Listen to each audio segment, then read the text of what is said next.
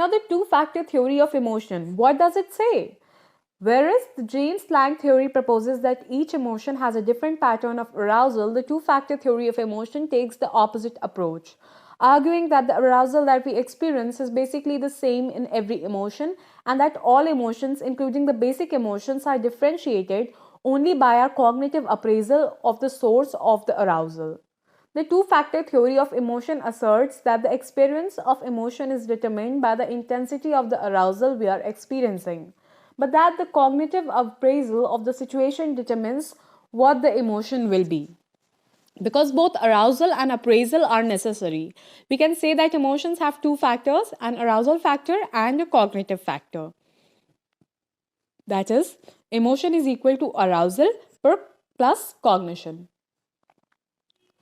Now, there is a lot of research focuses here too, but the first thing that we should need to know is communicating emotions. That it's very necessary that we experience emotions internally. We also express our emotions to others and we learn about the emotions of others by observing them. Now, this communication process has evolved over time and is highly adaptive. One way that we perceive the emotions of others is through their non-verbal communication, that is, communication that does not involve words. Non-verbal communication includes our tone of voice, gait, posture, touch, and facial expressions, and we can often accurately detect the emotions that other people are experiencing through these channels.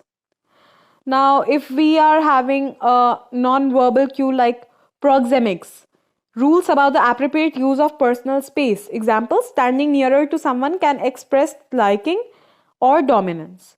Body appearance, expressions based on alterations to our body, like bodybuilding and breast augmentation, weight loss, piercings, and tattoos are often used to appear more attractive to others. Then, body positioning and movement, expressions based on how our body appears. A more open body position can denote liking, a faster walking speed can communicate dominance. Now, then, gestures, behaviors, and signs made with our hands or faces. The peace sign communicates liking.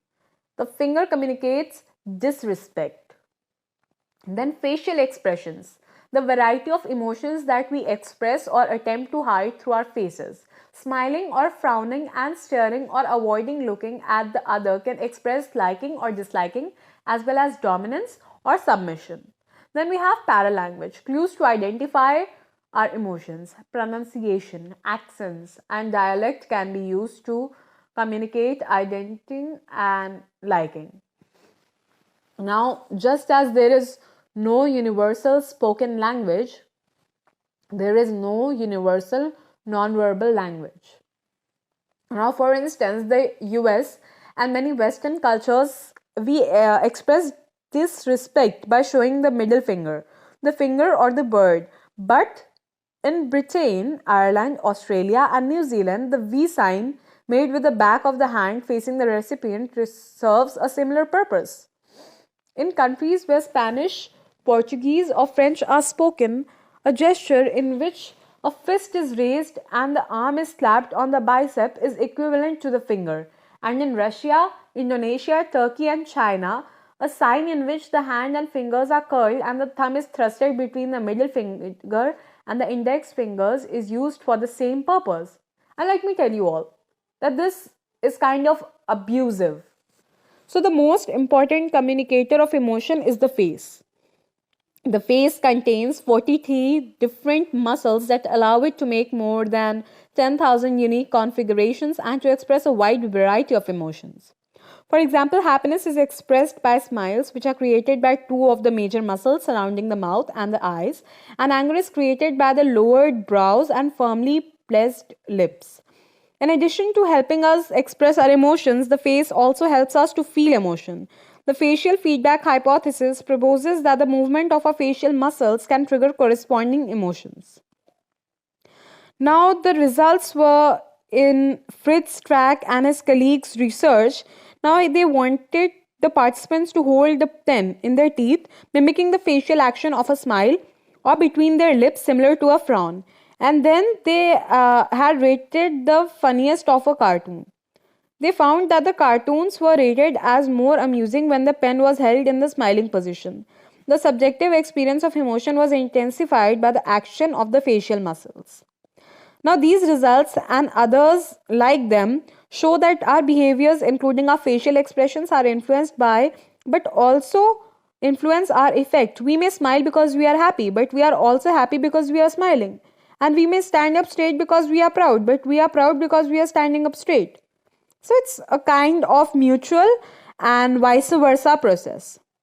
Then we have a huge topic, stress, the unseen killer. Often have you heard it, but emotions matter because they influence our behavior. And there is no emotional experience that has more powerful influence on us than stress. Stress refers to the physiological responses that occur when an organism fails to respond appropriately to emotional or physical threats. Extreme negative events, such as being the victim of a terrorist attack, a natural disaster, or a violent crime, may produce an extreme form of stress known as a post traumatic stress disorder (PTSD), a medical syndrome that includes symptoms of anxiety, sleeplessness, nightmares, and social withdrawal. PTSD is frequently experienced by soldiers who return home from wars, with those who have experienced more extreme events during the war also experiencing more PTSD. When it is extreme or prolonged, stress can create substantial health problems. Survivors of Hurricane Katrina had 3 times the rate of heart attack than the national average in the years following the disaster, and is probably due to the stress that the hurricane created. And people in New York City who lived nearer to the site of the 9/11 terrorist attack reported experiencing by stress in the year following it, and those who lived farther away. But stress is not unique to the experience of extremely traumatic events. It can also occur and have a variety of negative outcomes in our everyday lives. Now, what are the negative effects of stress? There are hardly any positive, but we'll study both in detail. The physiologist Hans Selye, 1907 to 1982, studied stress by examining how rats responded to being exposed to stressors such as extreme cold, infection, shock, or excessive exercise. Selye found that regardless of the sources of stress, the rat experienced the same series of psychological and physiological changes as they suffered the prolonged stress. Selye created the term general adaptation syndrome to refer to the 3 distinct phases of physiological change that occur in response to long term stress: alarm, resistance, and exhaustion. Now, the experience of stress creates both an increase in general arousal in the sympathetic division of the autonomic nervous system (ANS), as well as another, even more complex system of physiological changes through the HPA axis. The HPA axis is a physiological response to stress involving interactions among the hypothalamus, the pituitary, and the adrenal glands.